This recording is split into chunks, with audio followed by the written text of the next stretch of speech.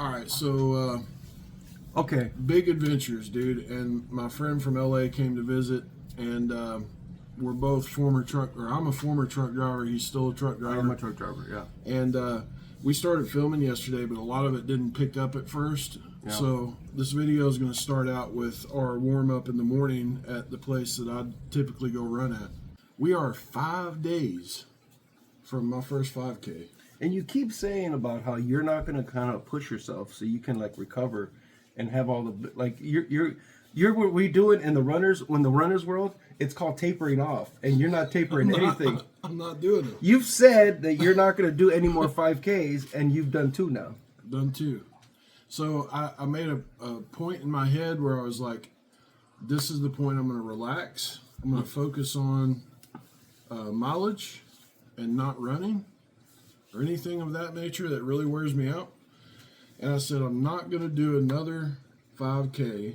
And you lied. Until the race, and I've managed to pull off 2. You know, okay, so the idea is, how fast can you do 3 miles, right?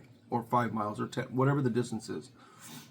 It's obvious that when you rest, you can recover. So then the question is, this was a good example of it, where you did the 3 miles. We did more than 3 miles yesterday, but because we had this long break interval, we had to drive place to place, and then we had to have the food and all that, you know, because we had a really good meal. But the point was that, like, if you think about it, your body could do that much distance. Yeah. It's just how distance of the rest gap is, right? So like if I ran a marathon and I did half of the marathon and I took a 2-hour nap, and I could probably keep going, right? That's not allowed, but you know what I'm saying? Like that's the same thing. Yeah. So that's where we're going to start here. After this is our warm up, and then we'll go through all the videos and we'll do a recap at the end. You warned me about the horseflies. Yeah, I told you. I was like, dude, my ass got eaten alive. Now, I thought you were being sensitive about the flies. Until one attached to the window. Until one looked like a dragonfly. It's huge. And here's the thing. They land on you, and they bite you, and you start bleeding, and then the sweat runs the blood down your face, and you don't even know you got bit. That's how crazy it is.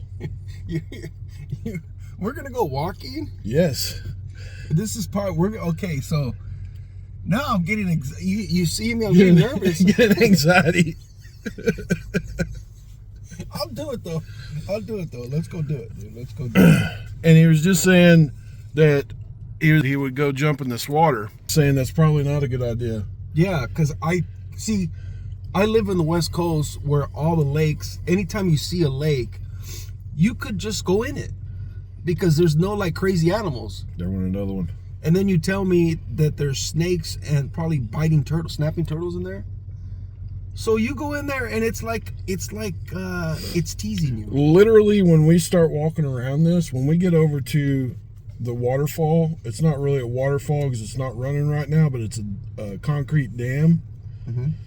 The turtles will jump into the water.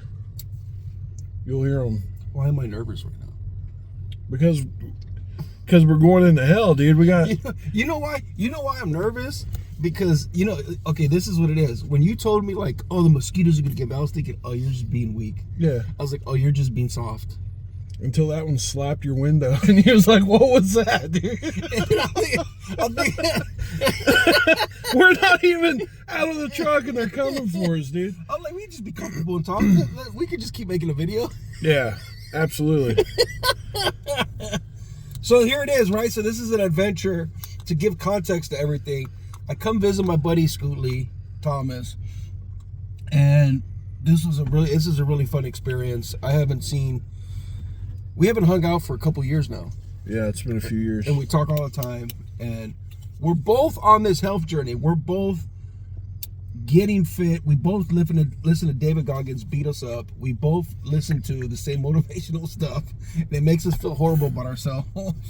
But then it motivates us to get out here and go do stuff like this. And I think just going out here, is what's the important thing. I mean, getting bit by a fly that looks like a dragonfly and bleeding while you're walking may be the funnest experience ever. Two of the biggest guys in town right now are about to do 1.5 miles, maybe 2 miles. Yep. And yeah, we're not going to do it in 5 minutes, right?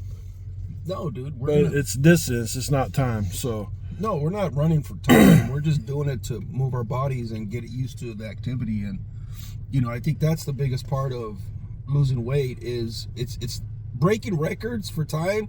See, that's the worst. That's the bad part about when we look at stuff on the internet, right?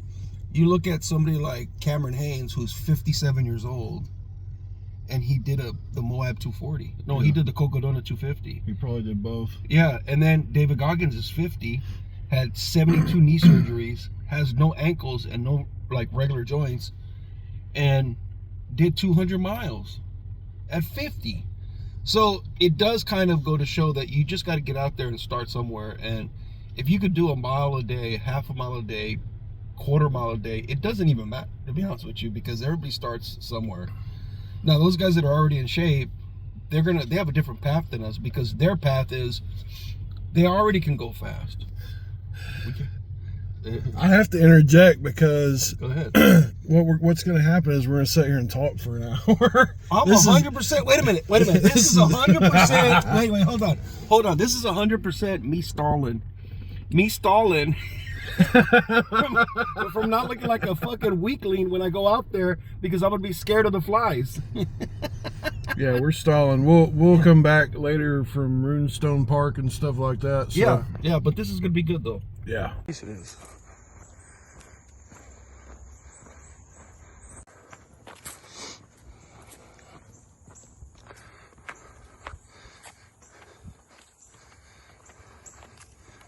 This is what we did.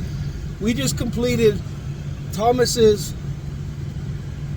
hiking trail or his exercise trail, 1.67 miles. Now, here's the thing that's cool about it, right? It's on the lake. It's a really scenic area. But I was kind of joking about like how the wooded area is, and he's like, there's poison ivy everywhere. And I have no idea what poison ivy is. But it's a good route. It has enough uphill and downhill, and there's a bunch. Here's the cool thing about this trail is there's a bunch of benches, so you can, if you can't get so far, you can just sit at the bench and gauge yourself. That's why I started here, because it's a really good trail. It's literally like my limit when I started this was the first bench. Yeah. And I would see that bench coming, and I'd shake, and I'd be like, dude, I gotta sit down. And whoever designed the number of benches to put on this trail is very smart, because that really encourages you to keep going. For somebody who's just starting out, it's perfect. It's not real hilly. No, you it's can not. skip the big hill. Yeah. Because I showed him there's a hill I'm calling Cameron Haynes Hill. Is how long? 0.2? 0.10. 0.10. 0.10 of a mile. And it's steep. And I was joking that we're gonna get a rock and run up the hill. Yeah, we could do that. We could do that and see who does it faster. But we got more adventures still today, so. Yeah, no, it's a really good, to me, this is like the ideal exercise day, because you're because it's such a tree and wooded area, all the trees are basically recycling the air, so you're getting good fresh air. Minus the only bad part is the flies, right? The flies, but who cares? I mean, I got 20 babies in my back now, because of course I got bit by a fly where I cannot reach my back. Like the fly knew that I had limited fucking reach. We're gonna teach the old boy from LA how to do this though, dude. You gotta pretend you're a bear and you gotta rub up against the trees. And they get poison ivy. Yeah, you get poison ivy. That's what I was scared of. That's what I was scared of. I was like, I just gotta fucking eat the botflies in my back now. Look, you're on the tree scratching your back. You're getting poison ivy. A snake's falling in your hair from the upper limbs, 100%. And a squirrel's gonna go in your pants. Yeah. And then I'm gonna get married. It's gonna work. Welcome to not LA. Yeah, welcome to not LA. It's beautiful though. I get so amazed by this whole giant big lake that it is. Man-made lake, but it has a beautiful path. That's what's cool about it. And the fact that there's benches everywhere, which means any level of any person exercising, They can start here. They can start here. This should be the way they all are, because this gives everybody an opportunity to kind of start somewhere, and you could take a break. And I think that's the biggest, in the walks that I do, sometimes there's nowhere to stop. Yeah. So then you're kind of stuck when you're tired. That's why I told you need that collapsible stool that holds. Well, I have it, and I'm gonna get it. Yeah. Yeah, because it's true. Because there's literally, you're out in the middle of nowhere and there's no place unless you just want to sit on the ground or lay down. Yeah, but then it becomes hard to get up.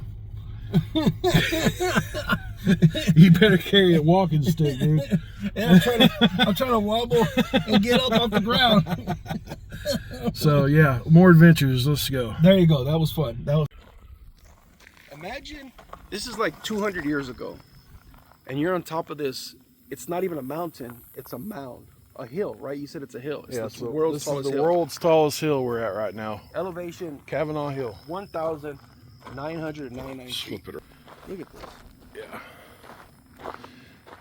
I'm not gonna lie, dude. My weight on this thing, because it's wood, I'm like, is it safe? Have they tested this thing? Is there a weight limit? Like fucking 3x10s, dude. Yeah, but they still move. Oh yeah, they do move. Look at that, dude. There's a lizard. There's a lizard right there.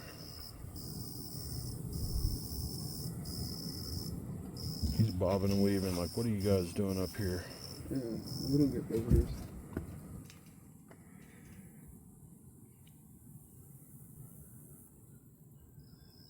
Congratulations, dude. You're on top of the world's tallest hill. The world's tallest hill. Yeah. World's tallest hill. How you feel about that? I feel amazing, dude. This is what happens when you go out and grab a little bit of adventure. But wait a minute. Don't. Okay, wait. Hold on here. We got to point this out. The fact is that people climb this as a marathon. Yeah. Which is crazy. Cyclists and runners come up this hill, and I don't know how it's comparable to other hills that people train for ultra marathons. I don't know, but that was completely uphill, zigzaggy. Was probably 2 miles, but all uphill. Yeah, we're gonna clock it. We're gonna clock it and see. See how long it is. See how long it is. Wow. All right, we're at Runestone Park. Okay. That is the roof of where we're headed down there. What's down there? Off this cliff.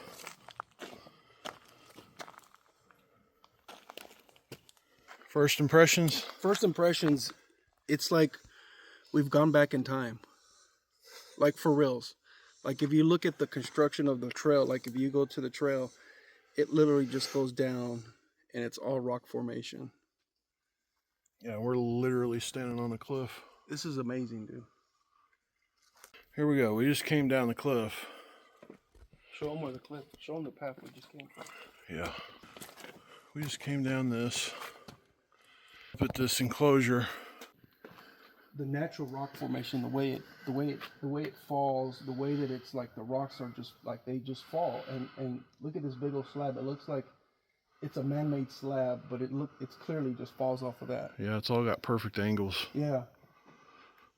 Like if you didn't know any better, it would look real. Like it would look like it was made. This is why we're here. This is why we're here. Oh, what?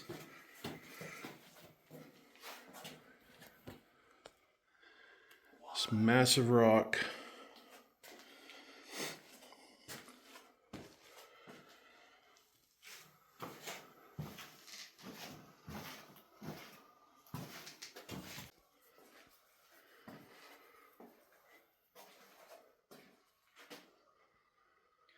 Now it makes sense why you would inscribe this rock. Yeah, it's straight up and down. Well, it's not only straight up and down, it's like the entrance to your house, or the it's a very obvious calling card to what this is. Yeah. So if you want to give a warning to somebody like this is my land, the perfect rock standing up perfectly because it fell from those mountains and lodged itself, it makes sense why you would write it. It makes sense why you would write this on this rock. Wow. Look at that.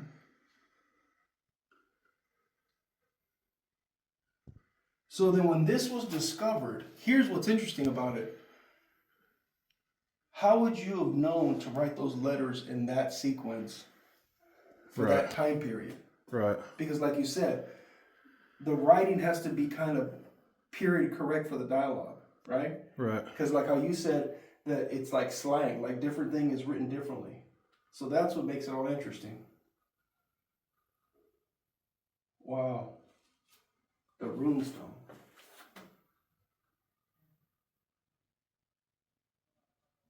And see, look at there's scrape marks right there too. You see that? See how there's little scrape marks? Like, what is all that? Yeah. Lines. Yeah. What brings really cool story to this area is this. It's what used to be a cave. Naturally forming cave. It all fell in, so you can't get in it anymore. But they claim that it was a place that the Vikings used for shelter and like maybe even a burial. Yeah. And part of it collapsed, so you can't get in it no more. Well, this could have been much bigger. Yeah. Right? Because we don't know how much erosion has happened. And we're talking 1,000 years of erosion. Goes down to the river. All these huge rocks just sloughed off up here. Let's show this one. This big dude just came from up under the cliff there. Yeah. So, pretty cool story. Okay, so here it is, right? Okay, so here's the next day. We're kind of, it was a lot of things we did, but it accounted to almost 4 miles. Yeah, so we started at the place. We started at the place that I typically run at. We put in, what was it? 1.6. 1.6 or 7 miles, yeah. Yeah, doing that. We left there. We went to a place which I want to get his take on, which is called Runestone in Heavener, Oklahoma, which you have to basically hike down into a hole and back out to see it. That was probably another half mile. But we had a lot of interesting conversations along the way because we went to the world's tallest hill, which is Cavanaugh Hill. So, starting with Cavanaugh Hill, we figured out that it's 6 miles from bottom to top. The route, yeah. The elevation changes 1,500 feet. 1,500 feet. And we try to compare ourselves because you have to beat yourself up to try to make yourself better. We try to compare ourselves with like Cameron Haynes, Courtney DeWalter, David Goggins, because we're trying to get this thing rolling. And while we're on the hill, we're talking about this would be perfect for one of those guys or somebody trying to get to that level to practice because it's straight uphill. You got curves, all that stuff. 1,500 feet in elevation change. But then you look at the numbers Cameron Haynes and everybody's putting down.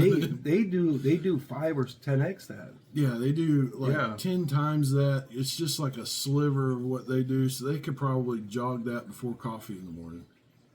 Oh, 100%. That's what, Cam Haynes is an example. He did that route. But okay, so that's what we kind of started with, right? And then but I think what's interesting about this conversation is that when we went to the next place, and I'm going to go back to the Runestone, but when we went to the Fort Smith courthouse, when we went there, we talked to his one of the guys that worked there. It was a great, he worked there. We were talking about the history of it, right? And it's for those of you that aren't familiar, the courthouse we went to is Judge Parker's courthouse. It was basically called Hell on Earth. It was the last law before you went into Indian Territory back in the day. So there's a ton of history in my area. And so we went and talked to that guy. So let's bring it all back, right? So the whole thing about the mound. So first we did the walk to get us all warmed up, and we did that, right? And the whole purpose of this whole kind of adventure for the whole day, it kind of summed up this idea that we can actually do all this in one day. And during the whole course of the day, I was talking about how people back in the day did all this traveling and exploring. And the reason why the runestone thing was so interesting is because I didn't think this was a real thing. I thought this was a thing that my buddy Schooley here, or Thomas here, I thought this was all in his head. I thought this was something he was going to show me. And because he was like, we need to have long pants when we go on this hike so I don't get bit by snakes. Now I have snakes in my head like crazy, right? But anyways, so I go to this place and it's a hike. It's a small hike, a long hike.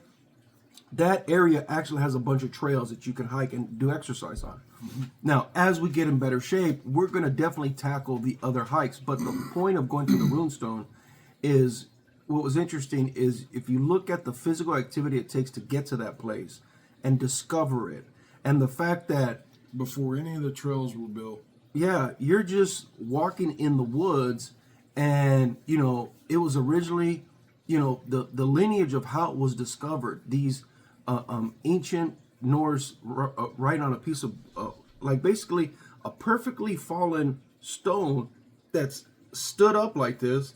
It's asking to be claimed. That's what it is. If you look, slid off a cliff and went straight down, standing straight up, and it's perfect. It literally hasn't been moved since it was discovered. Well, you can't move it. You can't move it. Probably weighs 60 tons. And it's in such a hole that even today, it's too dangerous. You would just tear up the whole area trying to relocate it. Right, because it's all like unsettled place. Yeah. So the people that are part of this, the whole Runestone, this whole Heavener, Oklahoma, they've created this path, these beautiful paths that you walk down, and it's a good trail, and it's something you can go see. But I didn't know that this was real. I thought this was like some concoction of like what we were gonna go discover.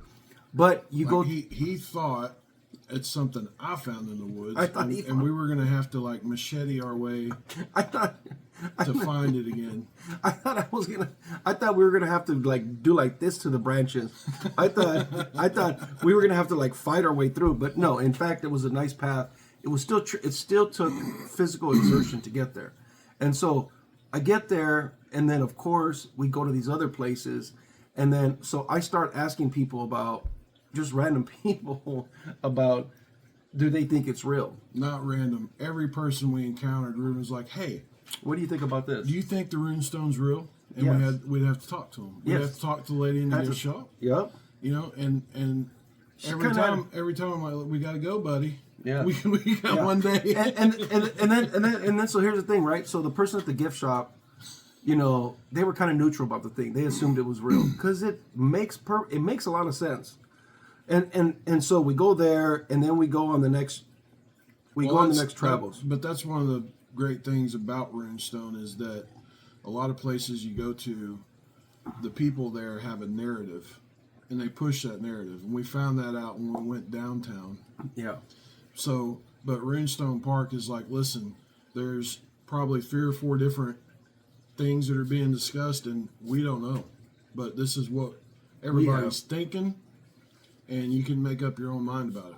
Right. Whereas we go downtown, and the guy we spoke with downtown is like, this is it. So the guy in downtown, he actually blew it off like, Runestone. Yeah, so what he did was he connected another runestone that was in a different part of the country to the validity of this one, which was odd and interesting. But you have to go to this place and see this rock and see how difficult it will be to ascribe on it, right? But that rock is not as hard either, too. You can do that. Yeah. Yeah, so it's possible. But the point is that we do all this, and the purpose of us exercising is to be able to hop from this adventure to the next one, to the next one, to the next one. And it gives you that ability to do that. And I think that's what's kind of the coolest part of the whole thing, because we did, my watch clocked 12,000 steps, and we pretty much did the same thing. Even though it was stretched out through the course of a day, the fact that you can do that is the progress that we all look for when we do this kind of things. When you're trying to exercise, you somehow are not listening to yourself tapering off so you can be prepared for the 5K. Yeah. The whole thing is the 5K so you can accomplish it. You have to not exert yourself now. I literally woke up this morning. I was like, I have to go. Yeah. So now you're getting in that mode. See, now he's getting in this mode where he wants to go, go, go, go. I do a lot of walking, and it's helped me in my weight loss journey. But it's really hard to do driving truck. yeah. So I've been able to do that. But what it is too is now you get like addicted to it. Yeah. So it's like this weird thing where you don't want to stop. Yep. But in a way, you got to control yourself, right? Because like you do, because I mean, my feet literally feel bruised. Yeah. But once I get moving, that goes away. So then I'm a lunatic. I'm like, we can do another 3K today, no problem. See, that's weird, dude. You got to control. What it is too is that you have like it's almost like a runner's high, but it's the feeling. Well, right? It's also like so we start this deal, and I can't walk 0.3 miles. Yeah. And we're to the point now that we can do a 5K. And now my brain is starting to tell myself, well, my original goal was 5K in May 26, right? So now my brain's telling myself that, well, maybe I can do my 5K goal in May of 26, but also do a 10K. Yeah. Why not? Yeah. 100%. Maybe. You could. I might even be able to, at the rate I'm going, I might even be able to do an ultra next year. 100%, dude. Let's do it, dude. Well, you know, that's my delusional thinking too, right? I've tried to do. I'm stuck at 20 miles. I can't do it, and I zonk out, and I call him and tell him about the whole story, and he kind of knows about the whole thing. But you have to set yourself some lofty goals at the beginning. The goals don't make sense. But it's like you have to be kind of delusional about it. Where, let's say for example, you set your goal for 10K. Is it realistic right now? No, but you don't know that. Yeah. Right? But if you put the bar kind of far away, you got there with yesterday was a good example. We did all these adventures. We started with the walk. Yeah. Right? Mm-hmm. If we would have done this 2 years ago, we couldn't have started with the walk. Nope. Because we would have tapped out halfway. Here's what would have happened. We would have pulled into the park, and we would have said, oh, the runestone's down there. And we wouldn't have went. Yeah, we got pictures of it up here. So yeah, we would have here. just tapped out. We're good. See, that's kind of the cool part of the whole deal. And then we went through downtown and saw that.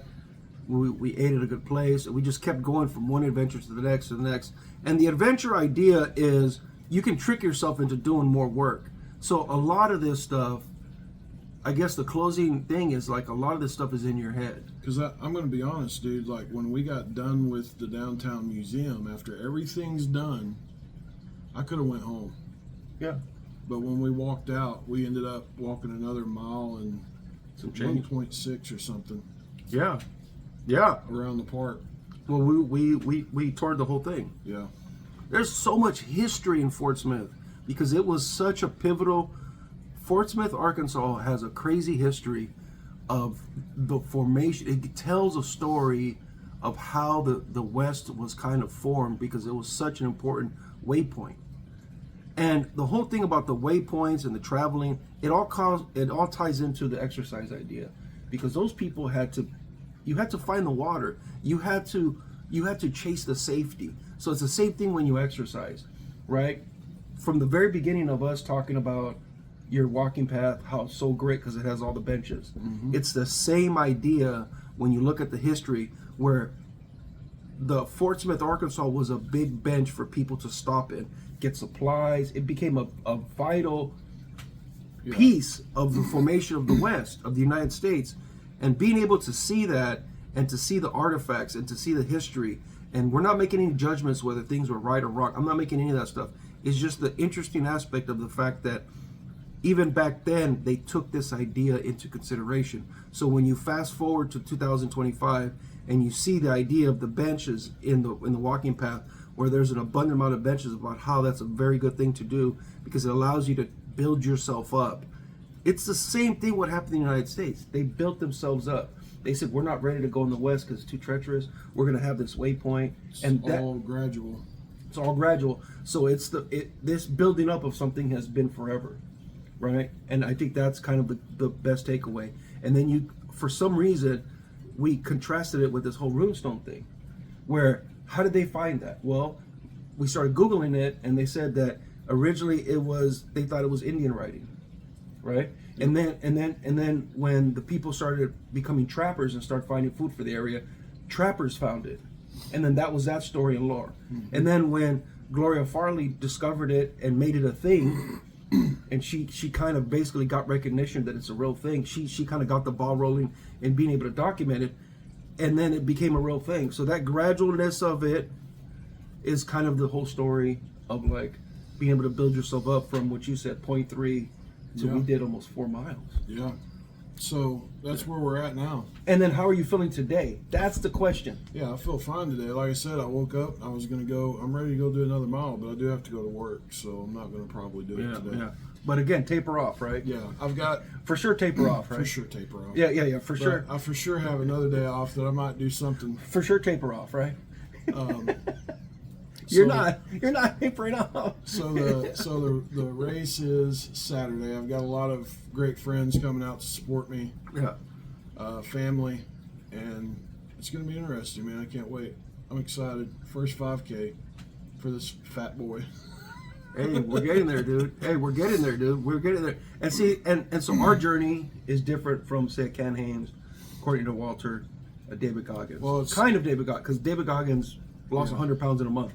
So that's not fair. David Goggins is always in our ear because we listen to it while we're doing this because it keeps us motivated to keep going. But what I'll say is David Goggins was 300 pounds. We are more than 300 pounds. Yeah, 100%. It's not easy, but it's going to happen. It's working out. It is working out. His mindset helps a lot. And then so like, could we relate to, according to Walter and Cam Haynes, who's kind of already in shape? Like, I don't think they were ever fat. No, they've always been fit, lengthy and fit. Yeah. But the takeaway from them is it could be done. And the whole pain cave thing with, according to Walter, where it's all in your mind, keep going. And then Cam Haynes' thing where he's just like, nobody cares, work harder. Yeah. Like, it's kind of true, right? Like, if you have the Courtney thing and the Cam thing, right? And then there's basically keep going, dummy. And then David Goggins is like, you're a fucking loser. So then you have like the trifecta of ultimate motivation, and there's no escaping it. There's even a fourth tidbit where it's like you got all that going on, and you really do get yourself in some pain, and you got Truett Haynes saying it's only pain. It's just pain. It's just pain. It goes away. Was it supposed to be hard? Yeah, was that supposed to be hard? He's literally wearing fucking tight jeans. He's wearing fucking jeans to run a marathon and literally beating everybody. Yeah, smoking people. Yeah. Yeah. So, anyways, final thoughts, dude. Like and subscribe, dude. You got to check on this journey, dude. We gonna see when he posts this whole 5K thing. He better not cry. There better not be no tears when he does the 5K video. I'm making fun of you, dude. For sure. Yeah, I'm probably gonna cry watching it though. Dude, I'm not gonna lie, I'm probably gonna cry watching it. I hope everybody cries and then makes fun of me because that makes it better.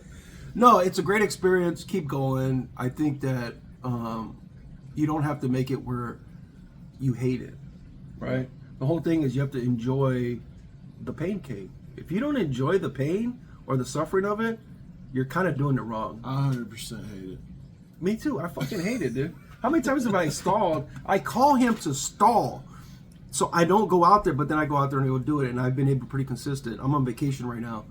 And so we're probably not. I've only did like 7 miles this week. Yeah. But yesterday was a big help. It was a big help. But yeah, so anyways, follow along, subscribe. This is great. Yeah, dude. There it is. Cool.